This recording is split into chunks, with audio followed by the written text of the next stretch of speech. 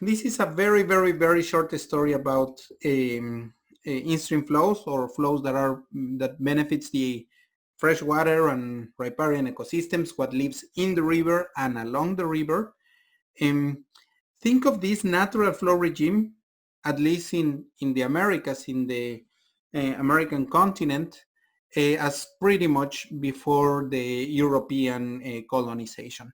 So before the European colonization was in the entire continent, we have pretty much rivers that were that have this natural flow regime. Yes, there is there are locations where it was verified that some of the tribes, the native tribes of the Americas, they build some infrastructure. Sometimes they actually build small reservoirs and divert water, but it wasn't the effect as significant as we are doing it since the European colonization, and to be more specific, since the 1920s, the change, it has a lot of change. So think that we're going back all the way to before the European colonization, and think that this is the flow that you're seeing as it is changing the months, and you're looking at a given river, and this is how the flow changes. Sometimes it increases, you have some storms, and the flow will increase and reduce.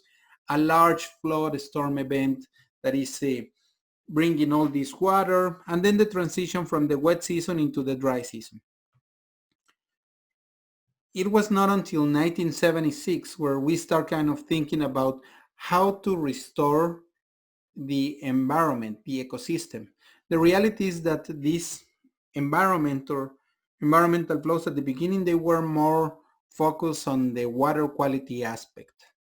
Um, Very recently, we are actually thinking about how to sustain the ecosystems, the things that live in rivers and along the rivers. The first idea was, let's just put a minimum flow.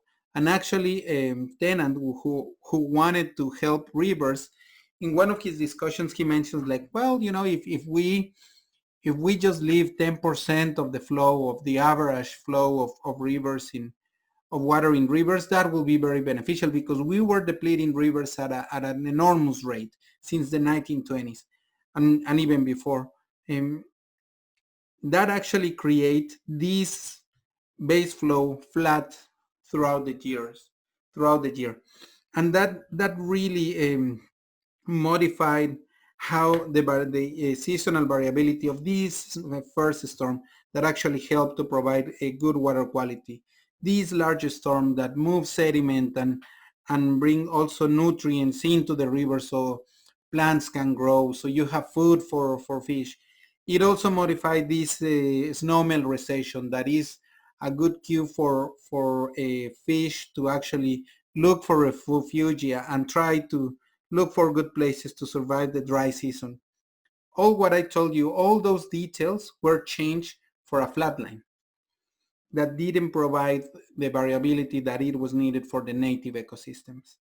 And later we thought about like, well, perhaps we can change this minimum flow into some seasonal varying minimum flows that also are not providing any of the functions that I mentioned to you. Then in the almost in 2000, in the 1997, it says, well, actually how we can restore it is, let's go all of us back to the natural flow.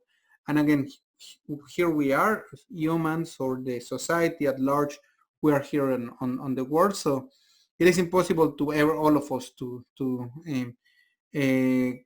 set back and do not withdraw water from rivers. Another idea, and that is later in the 2010s, is by Brian Richter, the one that you actually read the book of Rivers for Life. And this is shaving the aqua, the flow. By shaving the flow is multiplying the natural flow regime by a given factor, let's say 0.7 or 0.8, and dwarf, so get a proportion of the natural flow. And that was to be more protective. Still, in some places, it might be very low compared to the natural flow regime.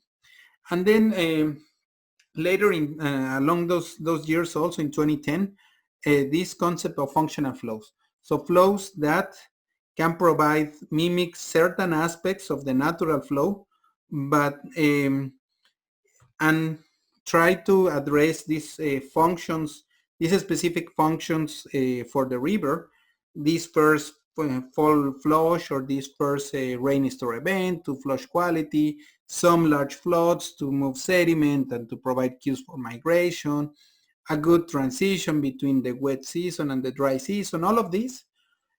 But the so for trying to provide to mimic these flows, but still leave some room for humans, for the society to extract water. So the difference between the black and the green hydrograph, that will be the water that can be used for humans.